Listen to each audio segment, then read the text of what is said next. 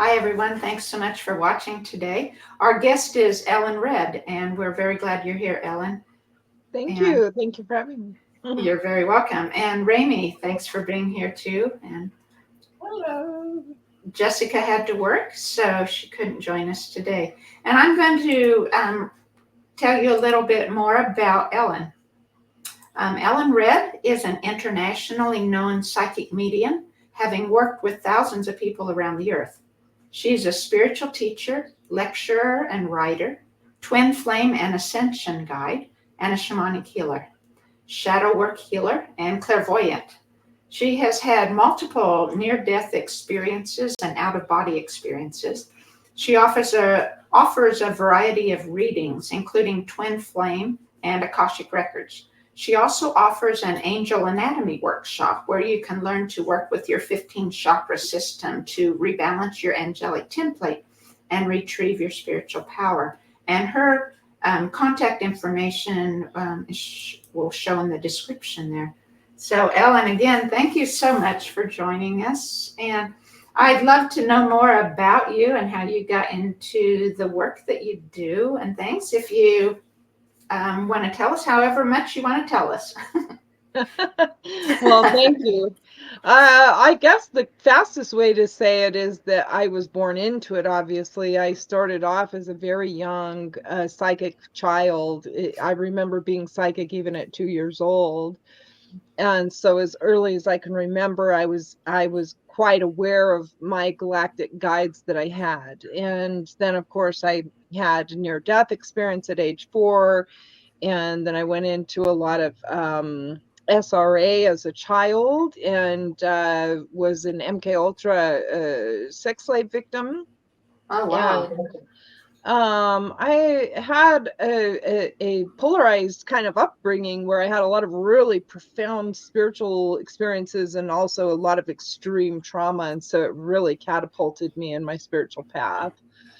And that's how I was born into it. So as I understand, it was, I've been here many, many timelines before as an indigo soul. And so I have remembrance of that now, but in my childhood, I didn't, so, Mm-hmm. so it took a lot to kind of work through all the early childhood stuff. And then once I fully activated all of my DNA, that really pushed me out there. And so, you probably hear me talk a lot about how our DNA has been, compromised over the hundreds of thousands of years, and that we can etherically heal that through spiritual work. And so I had my DNA activated back into 12 and 24 strands. I say 12 and 24 because it was a 2-part upgrade. What type of work or energy work or whatever did you have to activate your DNA? And specifically, because I'm guessing it can be done in many ways, like say in biofield tuning, I know we change our DNA because we're changing the energy patterns within our biofields and our bodies. Which modality or combination thereof did Well, you? it won't fully activate until you go through enlightenment, of course, but there's lots of modalities that you can use in the process. Mm-hmm. And so that can be anything from therapy to hugging a cat to talking to a best friend to hugging trees to energy work to psychological therapy. I mean, there's a wide variety of ways to work through trauma and but it's more than just trauma healing. It has to do with soul retrieval. And everybody on the planet right now has great need to do more soul retrieval. Yes. Yeah. More. The most advanced people I know need to do more. I think I would totally agree. I know I feel it. I douse before sessions, and one of the things I douse for is soul retrieval, and it's so strong. Sometimes there's in sessions there are individual pockets that need specific clearing, and then others can clear with the just from dousing on a daily basis type of thing. There's more and more clear, but yeah, it's amazing how there's just like pockets in the biofield. There's no end. Well, you of, got to figure out, where's your DNA? Where is it? Where is all that fragmented DNA at? Where's all those pieces of you? and how do you find that? Where they're Soul at? work, soul searching, and Okay. soul work. I would imagine it covers several lifetimes. Soul retrieval, absolutely. It covers several lifetimes, and it covers previous incarnations in other planetary systems also. Wow. So That's what is, cool. yeah, so is it more than one session, more than 1 hour? Oh yeah, I mean, I'm glad you brought that up because Because people want it just like that. Yeah, they just want to hurry up and buy a session and be all better, right? And that is Yeah. just not, I mean, I'm sorry, but that's just not the way that soul work works, because again, we are retrieving past lifetimes of ourselves. Right. And so I had a client the other day that I worked with in a mediumship reading, and she is dealing with a lot of negative entities, and she is extremely infected. And sometimes if somebody comes in, I can do a clearing in one session, and we can kind of move them through it, and they're pretty good. Sometimes we clear it and it's great. But other times, depending on the person, it can be extremely challenging, and there's a lot of work that's needed for that soul so that they're not hosting entities anymore. And so they come and they want a session, and they don't understand why they're still being inflicted afterwards. Well, because you have a lot going on there. And one session's not going to cut it. And it's very unrealistic for humans to think that they can just go to a grocery store and buy some quick entity healing. It doesn't really work that way. And especially soul retrieval and connecting to all of your DNA and retrieving all that stuff from past timelines and galactic lives. No way are you going to get that in one session. Sorry. But we can certainly quantumly heal you and quantumly get you there in a way that can save lifetimes, Mm-hmm. because we're talking about multiple lifetimes here, and we can quickly get you through that if you're willing to put the work into working towards your own soul. Mm-hmm. Yeah, and I do hypnosis, and don't you think? I think that sometimes it's just carried on every single lifetime. Who knows how long it's been? How many lifetimes passed, and it's the same theme. And If they're not getting the soul lesson, yeah. right, yeah, right. So it's interesting. So, how did your near-death experience? Well, if you could tell us more about that, or you said you have more than one. Yeah, I've had more than one, believe it or not. So I had a very extremely busy life. By the time I was 21 and I would tell people my stories, they would look at me like, how in the world could that? You're like a kid. And I was, I got put through the fast track of ascension. And so from the time I was born until I was in my 30s, which is when I went through enlightenment, I had a very, very, very active life, ups, downs, ins, outs. I traveled the world. I did all kinds of things, and I did have multiple death experiences. My first one, I was 4, and I drowned in a swimming pool. I always tell this, so everybody that follows me has heard this story 1,000 times, but it was, such a pivotal year for me because I fully crossed over and I went through the tunnel and all those things. I was introduced to angels. I met all of my ancestors on the other side. I had memory of them, even though I didn't recognize them all. But I was very much prepared in that moment where I was being shown by them what my life story was like, what it was going to be like for me in my life, and what I was here to do. And I was shown things that were absolutely in alignment with the heavenly world. So when I came back, because I was resuscitated by a lifeguard, when I came back, I was in a religious family, and I just thought, what you guys are doing doesn't make sense to what I just saw. It wasn't correlating, and I'm only 4. So it really created a lot of turmoil for me internally, Mhm. but I just knew what I knew. Once you get a profound spiritual experience like that, it impresses you on a soul level. So it's not coming from the mind. You're not thinking that you experienced it. You know it because it's a part of your soul.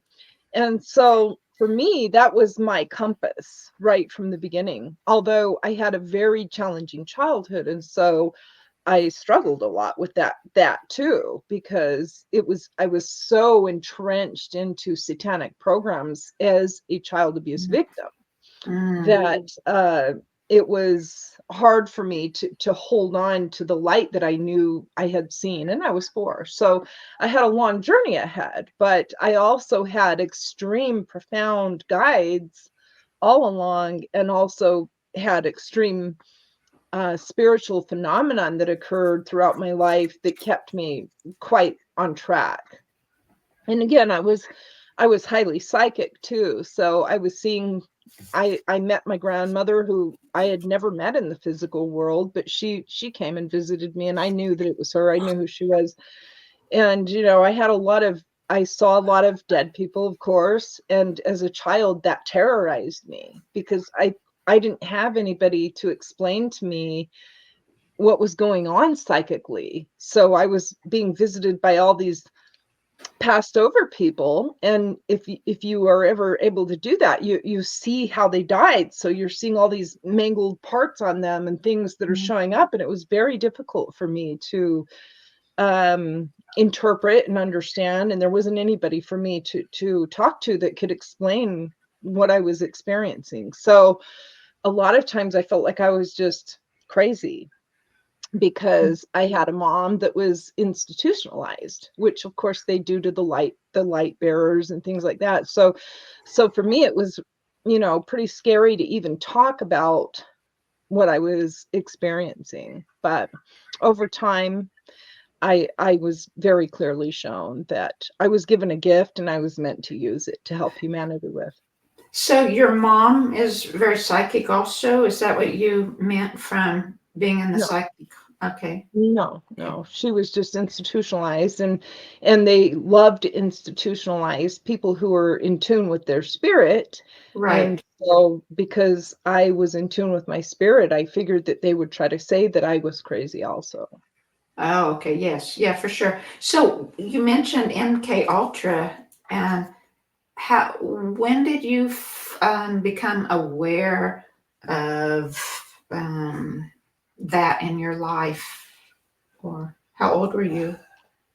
Well, You were when an did abuse. I You said, become aware that I was in MK Ultra, or when did I become aware that I was being sexually abused? Because well, sex abuse is part of an MK Ultra program. And sure. so, that was my life. I didn't realize that I was being put in that program through dark forces who definitely track our bloodlines and definitely knew who I was from the soul world until I was awakened, and Source showed me that. Yeah. So how old were you when you found that out, or when, I like was you in my said? 30s. I was in my 30s. Okay. Yeah. And I had spent 15 years in therapy and really got nowhere with therapy, trying to heal myself because I had been abused all my life. So by the time I was 14, I just started taking myself to therapy. Mm-hmm. And I went to therapy for about 15 years. I didn't really get any resolutions too much. I mean, I was addicted to it for a while because it was the closest thing I could get to healing at that Right. time. Right. But later on, a few years later in my 30s, I went through enlightenment, and that's where I was shown how my consciousness was fragmented and who was behind it and what was going on spiritually and all the other aspects. And of course, that led me down the rabbit hole of really understanding the world we live in and who's Right. running it. Right. So, when did you were able to get out of that MK Ultra thing? And did you have problems? Like, were they? I mean, I don't mean. I mean, of course, you'd have lasting, mental health and spiritual health issues because of it. But was your life in danger because you were trying to get out of it, or did you have help? Well, my life was always in danger, Um, and it was always in danger, and probably still is in some ways. I think that that's one of the things people don't understand is that, believe it or not, there are three-letter agencies who have spent billions of dollars researching people like me. yes, And there is. they do track us, and they do, and there are targeted individuals, and there are beings that are being manipulated through sonar waves and other types of technologies to prevent them from being able to access the higher consciousness that some of us are accessing and bringing forth. And just as with the censorship issues that we're dealing with, it's all for the same reasons. Mhm. The CIA and other agencies have sought to understand what it is that psychics know.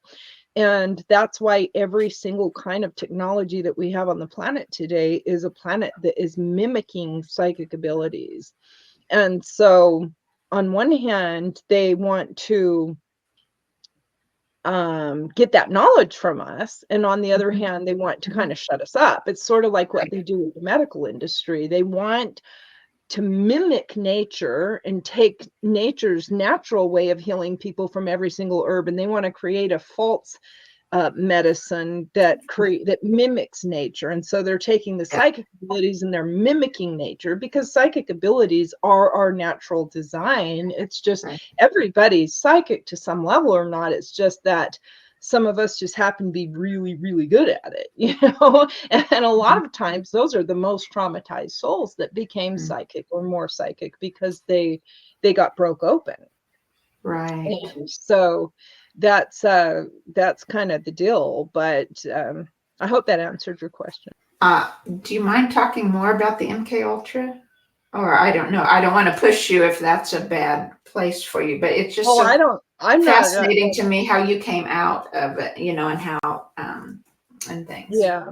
Well, let's do this. What's your understanding of it? I want to get where you're at so I can try to help illuminate the other side of that. Okay. Well, I guess I've heard a lot, and I know a lot of the listeners have too, about how you're trained in and things in different ways, and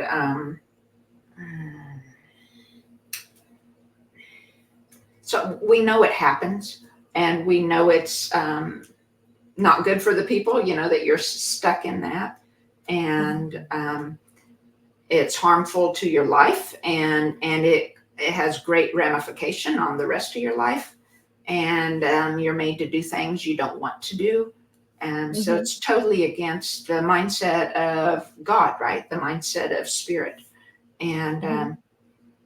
but I haven't Delved into it too much. I haven't, as far as a lot of details and things. I What mean, about I've you, heard Raimi? What's everything. your understand? I don't mean to cut you off, but I just want to see what Raimi's background Mhm. is on it. And you're muted now too.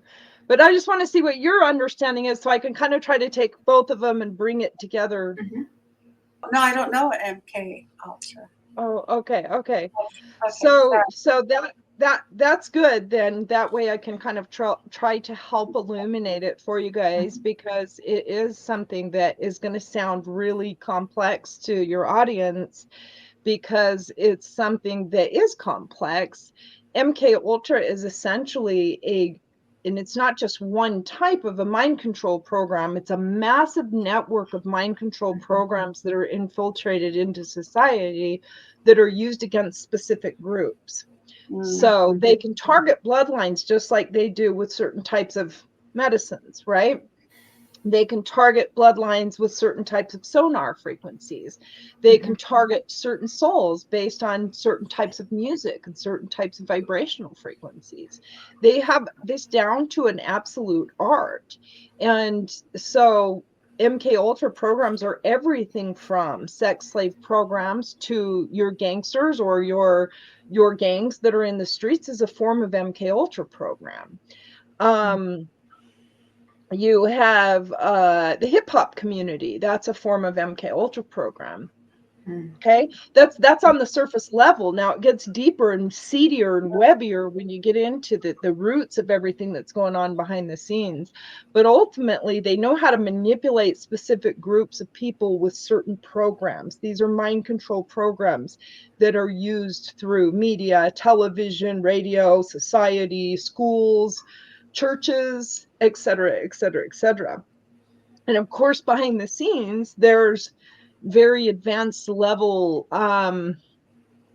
architects of chaos, if you will, monsters of chaos, if you will, and key men who work for dark groups of beings that function within the underbelly of our government systems and our churches and our schools and everything else. Now, that doesn't mean that every single government employee is a bad guy that's doing bad things. It just means that they work in the underbelly of that and they function as if they're one of them, but they're actually running they're running a dark government underneath the official government, if you will. And MK Ultra, if you research it, because there is discussions about it on Google even, which goes to tell you there's been a lot of people fighting to explain what's going on because and so they've actually even got Bill Clinton once to apologize for using MK Ultra on people. There's a video out there where he apologized about it because the government has absolutely been using MK Ultra on people, and they do the same thing with drugs, right? They put the drugs into society and they get everybody hooked on them, and then they come in and they say they're going to do a war on them, but they're trapping those souls in between and they're targeting specific people at the same time. So in short, that's kind of what MK Ultra programs are. Now, again, there's lots of different types of programs. So for the ones that are going after the children, the sex slave stuff, they're specifically targeting certain types of souls, and they're also all really trying to interfere with twin flame unions. Yeah, anything positive.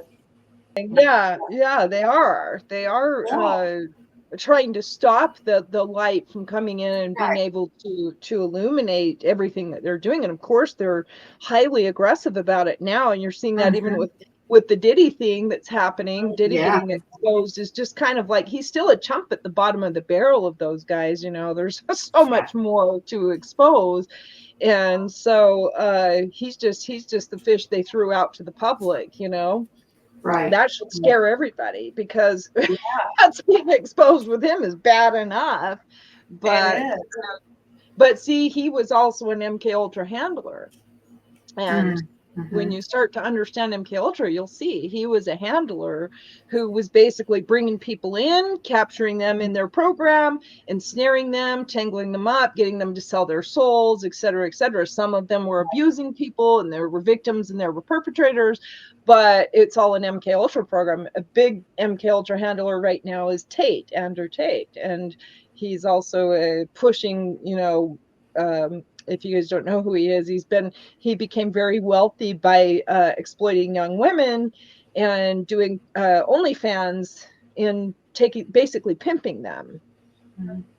And everybody thought he was some great guy, and he's out there talking about the right, and he's pushing for Trump and all these things, but he's a complete MK Ultra handler. He's a puppet to the system, and not a very good one either. Would you think that Jeffrey Epstein was? He was definitely a handler, and he was a Mossad agent. So absolutely. Yeah, and they higher level. Yeah, they say that they're not going to release Diddy because he's in danger of his life if they let him go. Do you believe they're that? not going to release him because they're probably going to Epstein him. They don't want to. Why would they release him anyways? The charges that he has should keep him there for life. But I think that they're obviously very terrified that he's going to tell, because he has also, just like Epstein, he basically did the same thing Epstein did. He got blackmail on everybody. Of course they're terrified of him. And I highly doubt that he'll live very long. Right. Yeah. Right. Yeah, I would agree. It sounds like. I mean, So, yeah, So for when sure. you got out of it, is because you got enlightened, and what? I wouldn't exactly say it like that. I would say it like I was fighting for my soul all along, and I was resisting things on a soul level from early childhood. I just hadn't fully understood it all. I was feeling and experiencing things and fighting for my freedom. I was resisting being in the sex slave programs. I was trafficked as a child, and I was molested by multiple parties. But by the time I was in my 20s, I definitely had already fought to get away from that. I would say even teenage years that I was able to get free from that for the most part. Do you feel It's very safe? complex. Do I feel safe? I'm Mhm. protected by source everywhere I go. I'm always safe, and there's nothing they can really do to me. I've died 1,000 times. I'm not afraid of death, and I'm not afraid of them. But I also realize that they do run the system in many ways, and so if they really want to torture those beings in the light, they certainly can take our finances from us, imprison us, and do all those things to us, because they're running the system, but that doesn't really have power over me. My soul is free. Right. Right. So, um, yeah, it's such a Well, deep subject and so wide, like you said, encompassing so many different avenues of life that the majority of people have no idea that Yeah, that's the that thing. underlies it. Trying to talk to people about it, and they think that you're crazy because you start sounding like a conspiracy theorist, because they don't realize that there is a conspiracy. There are Right. groups of conspiring people who are working Absolutely. in a dark network, and this is the actual facts. And so, you sound loony when you try to tell it to them, but we're proving it. And really, everything that I was saying 20 years ago that everyone mocked me for is starting to unfold today. And I'm really glad to see that happening, because twin flames, people thought I was a complete Looney Tune because I was talking about having telepathy with my soulmate. Nobody really was talking about twin flames 20 years ago. Now it's a big common subject. Nobody was talking about reptilians except David Icke, and thank Mhm. goodness for him. But Yeah. there aren't that many people that were out there talking about these things. And so for those of us that have experienced it, it took a lot to be able to come forth and talk about it in a way where I don't really care what people think about me, but I'm glad that there's enough of us now that I can be more embraced than when I first came out. Sure, because Yeah. it's hard enough, even like you said, beginning to wake up to what really is going on in the world around you without even knowing the depth of it is. But then it's like, you're shunned by your family. That's so common for many of us. It's right. No one talks about it. No one. Right. They don't want to hear. They don't. Yeah. It's like you're separated.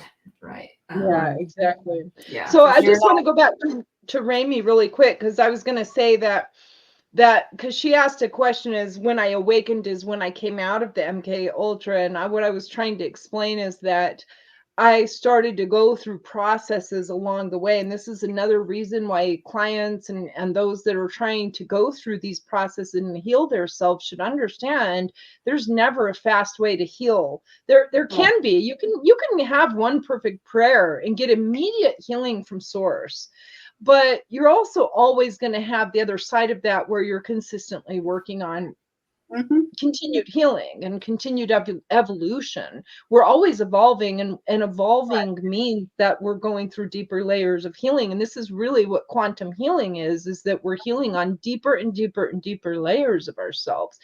And so for me, I was going through tons of processes really since the time I was a child. I had my guides already told me at age 4 that didn't have anybody in my family that I could count on for protection or even support. If I was hungry, I had to figure out how to get food. If I didn't feel safe, I had to figure out how to find a hiding spot. There wasn't anybody that I could count on. And that had played out in my schools and in my, you know, multiple schools with multiple teachers. I have other videos that people can watch on my YouTube channel where I've talked about this extensively. Some of my childhood where, you know, I had teachers trying to turn me into coke whores. My ninth grade teacher, Mr. Garcia. And I had neighbors that were molesting me, and I had nowhere safe to go. And so for me, I was always I felt for a long time that there was something wrong with me because I wasn't fully awakened yet. I knew I was psychic, but I wasn't awakened. And so I thought, I must be a bad person that all these things are happening to me. And so I put myself in therapy to fix myself. Because isn't that what an empath does, is blame themselves for everything that everybody else is doing? And they've done that. Yeah. Yeah. All the time.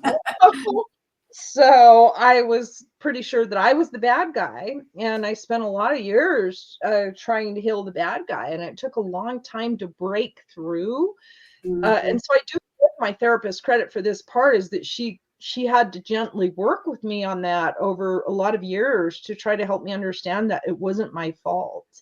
Yeah. And that took a long time to break that programming, because that was deeply programmed into me through religious and and society and schools, and the fact that I was repeatedly molested. So I kept getting repeat messages.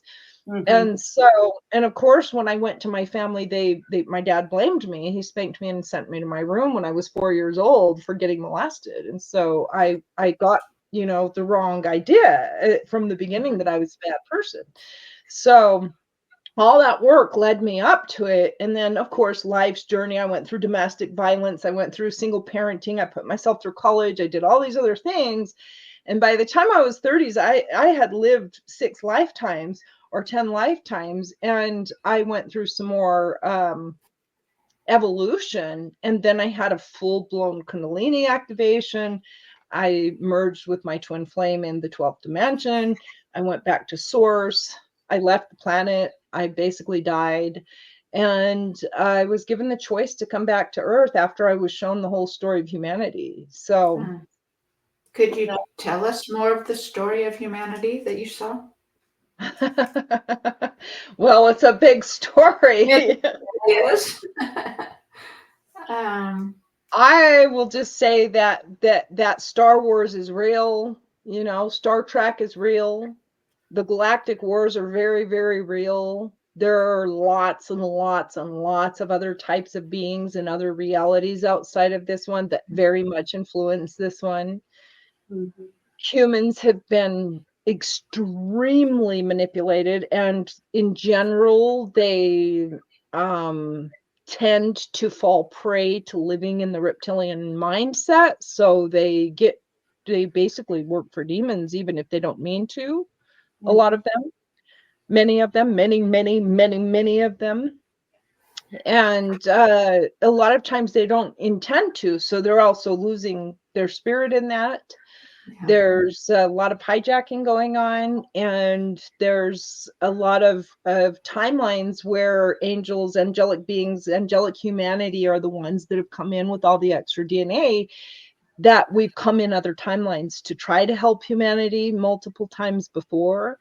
And this time we're in another activation cycle where we've come in droves so that we don't fail this ascension portal, because it's been failed twice. Okay. And there is bright light at the end of the tunnel, which is that at the end, light does win. But in order for that to happen, we all have to kind of put our hands on deck and step into our roles, at least a certain portion of humanity does. And so this particular ascension cycle is a big deal, a very big deal for humanity. And that's why so many souls are coming in, and they're getting galactic upgrades. They're getting twin flame initiations and all kinds of other experiences that are going to start coming online for people. Yeah, I believe I am here with a certain group to run that frequency through, so that the rest that come can have the blueprint for it. Right. Yeah. So could you talk more about the twin flames? I mean, I've heard it referred to in different ways, I think by different people. So I'm not sure exactly how you're referring it to. So Well, you the majority of humanity is just, they're really bastardizing that subject, just as they do with most spiritual subjects, unfortunately. Yeah. And it's a very highly sacred thing. It's a blessing from heaven when you ascend, and it's a reward for ascension, essentially. And so you got all these kids out there on TikTok, my twin flame this and my twin flame that, and they haven't ascended. They don't know what they're talking about. They're just, it sounds cute, right? To say the words. The real twin flames are, it's so, I almost don't like to talk about it because of all the damage that's been done with the subject in the collective. But I can just say that they're absolutely yoked together, and they are celestially married in the eyes of God, literally. And it isn't as easy as people think it is on Earth. It's very connected to your DNA. It's connected to all the zodiacal signs. It's a story of all stories in the cosmos. And it is also a bit challenging in the human form, because the work that we're doing is, we as twin flames are coming in also to run that frequency into the earth plane and into the grids here, and really to try to help run it through other souls so that their DNA can activate. The work is extensive. It's not some cute little romance thing necessarily. I mean, there's definitely those aspects there, but it's an extraordinary mission that we're on to restore the pre-Atlantean timelines, and to restore the Ankh, which I'm working on a book about that called The Restoration of the Ankh. So I have a couple books I'm trying to work on to get out there that will kind of help illuminate a little, but it's a very difficult subject because, just like I said, everything's sacred. When we try to bring it forth to the masses, it gets bastardized. There are certain things that really are not meant for the masses right now. They're meant for the souls that achieve a certain frequency. There's sacred ordinances that are involved. And although we love everybody and we want to guide everybody in the path, some things are very sacred, and they should be always honored that way, because otherwise the human world takes it just like they did with Christ's teachings, and look at what they've done with Christ's teachings all around the world. It's been bastardized and perverted and exploited and turned into something that it's not. And therefore the voices of the true wayshowers, who God deems as wayshowers, can't be heard because all the rest is overpowered it. And this is why it's a problem with really anything spiritual. Right. Yeah. So how do you tell then if a person is ready for that, for the twin flame, to know more about it? How do you tell if they're ready? Does it just happen automatically to the person, or like, say, if you're working with someone, and how can you tell that they're ready for that? Oh, well, I can tell because I'm guided very, very clearly by source. But I definitely do vet people that I work with, so I know when they're ready for certain subjects and not. And I have levels of some of my work. I do other workshops, mystery school teachings, and other kinds of things that are kind of tiered out. And also one-on-one teachings where I see where they're at and I know how to help them from that point. But again, certain things, just like the twin flames, you can't teach it. You have to experience it. You can teach little things around it, but in the end, you have to experience it. Teach somebody what it's like to give birth to a baby. Yeah. You can't. No, you have to experience it. You have to experience it. And that's the end of it, is that really the journey of ascension is about people trusting their spiritual journey, trusting where they're at on it, and allowing themselves to be shown whatever they're supposed to be shown at that time. The spirit world knows who's ready for what. It's the guardians that deem that, not me. Right. Right. Sure. It's just like Uh, Akashic record reading. You can't, you're not going to get access to the whole Akashic records if the guardians don't want you to. And there's reasons, very, very sacred reasons why. That's just the way it works. They love right. everyone. It's just like the way I like to explain it is it's like having mother's beautiful living room with brand new white carpet and white sheer curtains and a brand new beautiful white couch. You're not going to let a bunch of children come in there with mud on their feet. Yeah. Sorry. It's just the way the spirit world works. They love everyone, but certain kingdoms are intended for those that have the right frequency. So what about part on your like your services under your website? I was, looking through some of those. Um, you mentioned alchemical marriages and astral healing. Could you talk a little bit more about either of those? So alchemical marriages is part of the twin flame journey, and there's lots of ways to heal a soul to assist them to prepare for that marriage. That marriage is a marriage back with all the parts of your soul. So as we were talking about before, it has to do with soul retrieval, and it has to do with really preparing yourself in masculine and feminine energies to understand what's needed for twin flame union. Because it is such a holy marriage, it cannot be, it's not something that will occur the way that humans think. The way that humans think and operate is very contrary to the way that the twin flame union occurs. And so there's ways to help heal souls around those energies. And also there's polarity between masculines and feminines. So even if you and your twin flame, you're going to have all your life and past life and all kinds of issues around yourself that you need to heal, and they're going to have the same kind of thing with the polarity dynamics. You have to figure out how to heal that so that they can merge. And so there's a lot to be said about that, but there's certain codes that the souls need to get in order for that alchemical marriage to happen. So I assist with that. Okay. So it sounds like you're saying that the twin flame, then your twin flame is from a different universe, or it's not necessarily here, right? Oh, Not in no. human form. It's Flame's human too. okay. Well, I didn't know how you were saying. Yeah. Okay. Okay. But not all twin flames have to have both incarnated on Earth. Some of them don't. Some of them Okay. don't.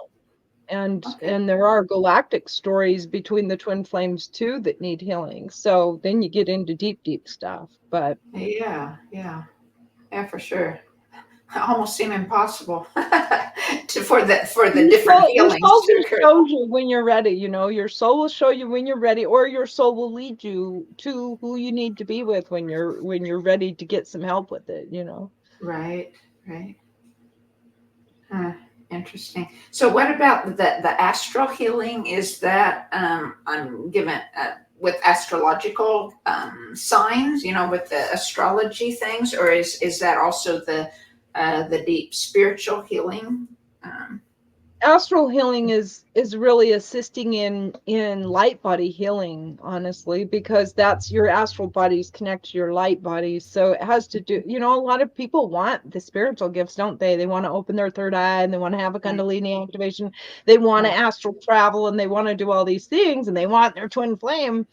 But it's all connected to spiritual work. And so astral healing has to do with helping them to heal the light body itself so that they can access the astral more, so that they can begin to go into those realms of growth. Okay. Yeah, that makes sense. Yeah. Thank you. You're a great source of deep information. And I like that. Thank you. Thank you. Yeah, thank you. And then, so what's the predominant amount of your work? Is that in Akashic records, or or in teaching people, or what would you say you spend your predominant amount of work in?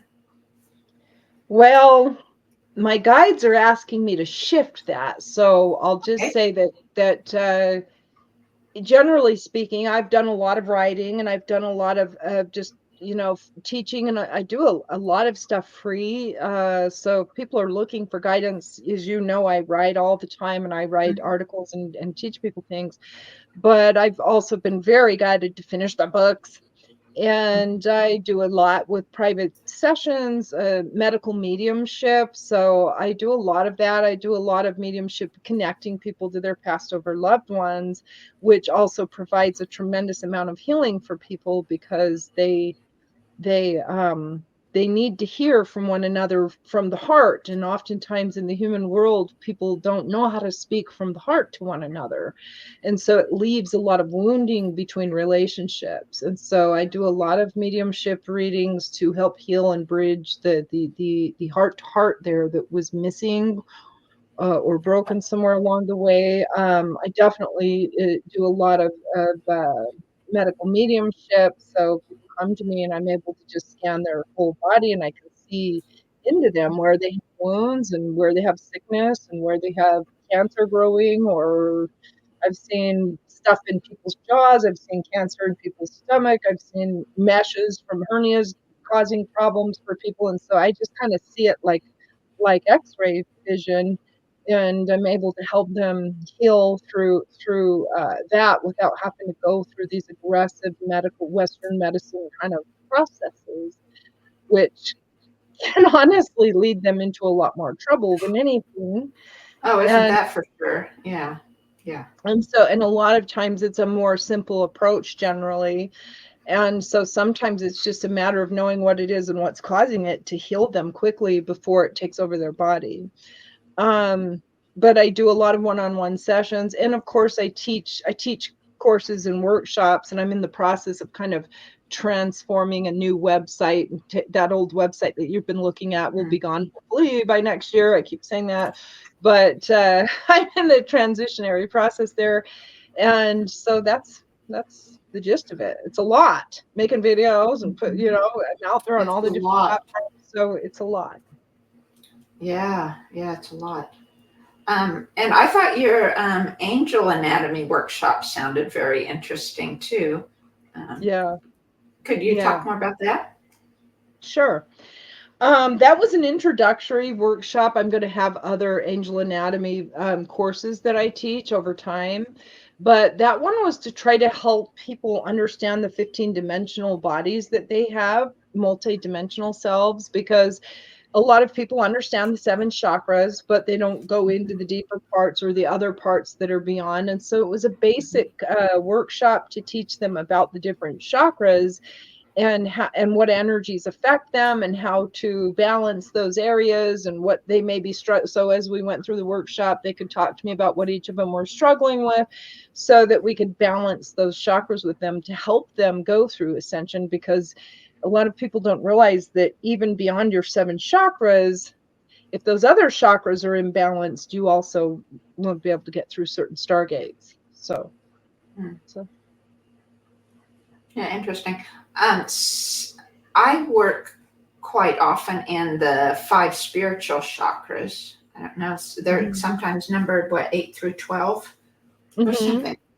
mhm, I do a lot of tunings with those and clearings for that. mhm, mhm. Um, okay. Well, interesting. Yeah.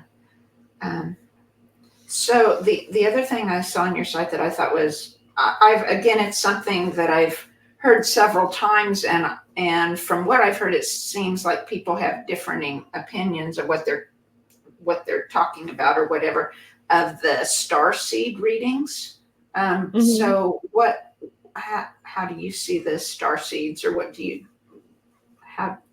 What's that about in your work?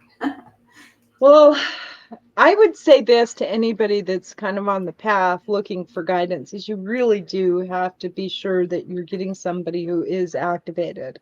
Because if they're not, they're most likely channeling demons. They usually are. And even in my work, I have even mediums that come to me, or half of my clients are other healers. And a lot of times they're really infected with entities. And if that's the case and you're getting readings, you have to be careful because those entities can jump from body to body. But as far as star seeds go and star seed readings go, because I was galactivated, taken off planet, introduced to the Pleiadians, remembered who I was, remembered that I was a star being, I had all of my memories activated and my DNA. And so after that happened, which was in my 30s, I started to get guided to help people with their galactic records. Because again, you have your past lives and you have lots of other stuff going on. Right. And so all of those pieces are part of the big puzzle. And sometimes a soul can be struggling with a lot of things on Earth, and actually there's a reason why from the galactic world. And so I do readings like that for them. I am also able to help them retrieve some of their own memories, and I work with other guides from the star world that will come into the readings and they'll assist us in whatever it is that we're doing.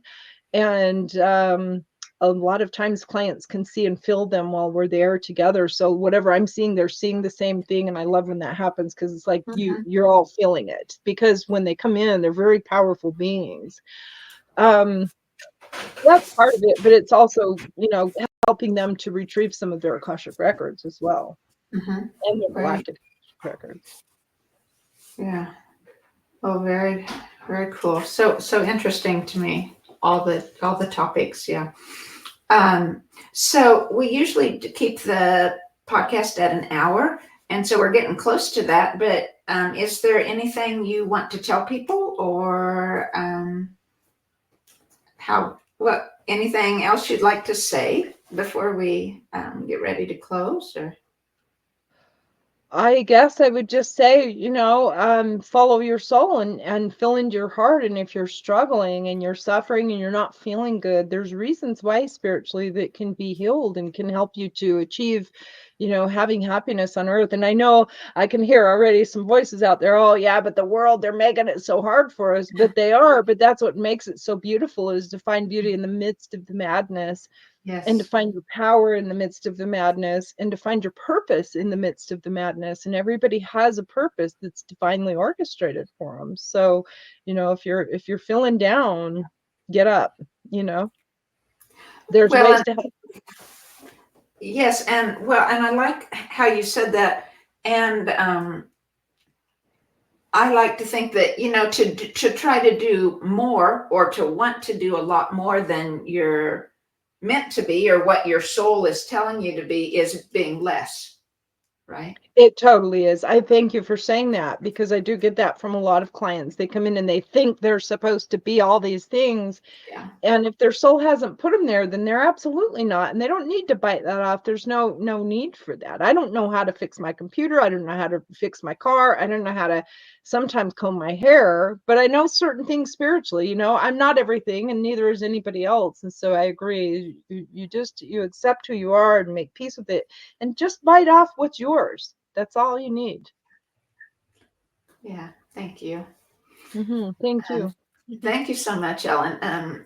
And your contact information is below, so people can go to your site and follow you on social media and things. And so thank you, everybody, for listening today. I hope it was you found it to be as stimulating and interesting as I did. And thank you again, Ellen, for being with us. And Thank you, we'll ladies. see you guys next week. Bye. Bye.